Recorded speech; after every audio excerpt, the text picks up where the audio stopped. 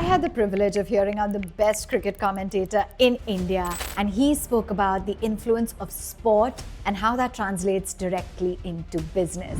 Harsha Bhogle has spent decades watching teams win and lose. He's been in dressing rooms, he's been at press conference, he studies what makes good players set apart from the great ones. And when he talks about it, you realize very quickly the lessons are not specific to cricket, but specific to any environment in which human beings are being pushed to perform.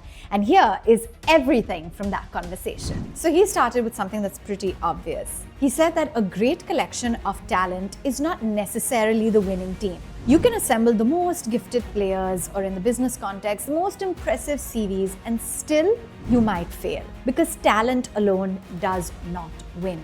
Talent that is directed, talent that is challenged together wins. He referenced the idea of a captain, a leader who actually understands what their job is. And that's not to be the best player, but to bring out the best in each player. And those are two fundamentally different skills, and most organizations really confuse them. The best performer does not make the best leader. The best leader often isn't the best performer. Knowing which role you're in and which one you're selecting for changes everything. The secret about talented people, and this is the part of the conversation that I found most counterintuitive and most useful. He said that talented people are deeply insecure. They assume the most gifted player in the room is also the most confident, but in his experience, the often is most true. Talented people really oscillate. They overestimate themselves, they believe they're better than anyone, which makes them very hard to coach, or to underplay themselves, unable to see their own ability. Very few have an accurate read on what talented people need. And he said, a leader needs to show them the peaks that they have not seen before. Don't just flatter them, don't just manage their ego, but show them what they're capable of, what they haven't accessed yet. Bored talent is a problem.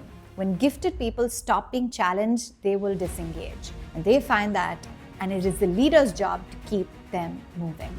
Talent without work ethic is a wasted card. I think he was very clear about this. He said, if talent is the only thing you have, if God gave you the ability, but you did not have the work ethic, then you've been given a set of cards that only opens some doors, not all of them, not the most important ones. And the people who fail by the wayside in sport, the ones that had so much potential, almost have something in common.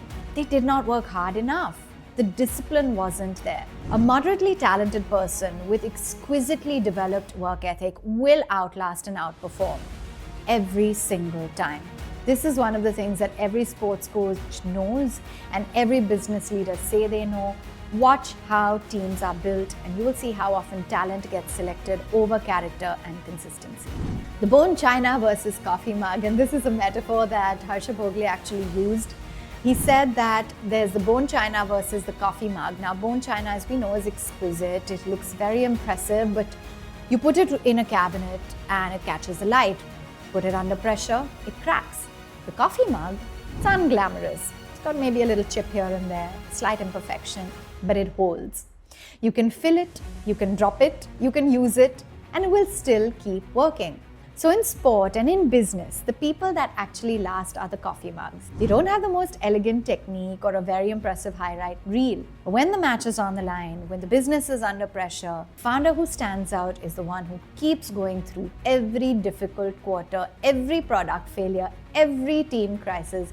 That is the coffee mug. Now, one of the most practical things that Harsha said was adaptability. Specifically in the context of playing conditions, he said that the true champions are the ones who can adapt to whatever condition they face, not the ones who just perform when the conditions are brilliant. So, the great ones find a way to perform when the conditions are against them. So in business, conditions are always changing, the market conditions, the consumer behavior, regulation, competition. The companies that know how to run well only in favorable conditions are fragile.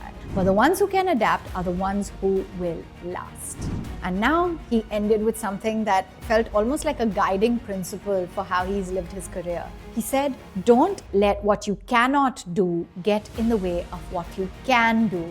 Think about it. How many talented people in sports and business in every field spend most of their energy being frustrated by their limitations rather than leveraging their strengths? They become defined by the gap rather than what they're actually bringing to the table.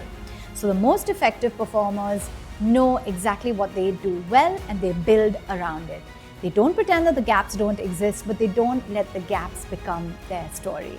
And that is the job of a great leader, a great manager, a great coach, to know how to help people find that clarity around themselves and to see their strengths before their limitations. So I think the difference between bone china and the coffee mug under pressure, the work ethic that lasts, talent, Harsha Bhogle has spent a lifetime watching the good from what separates the great.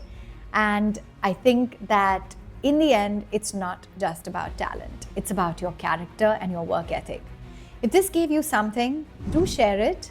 And do share this with someone who leads a team or works in an organization. Subscribe for more conversations like this. Thanks so much for watching.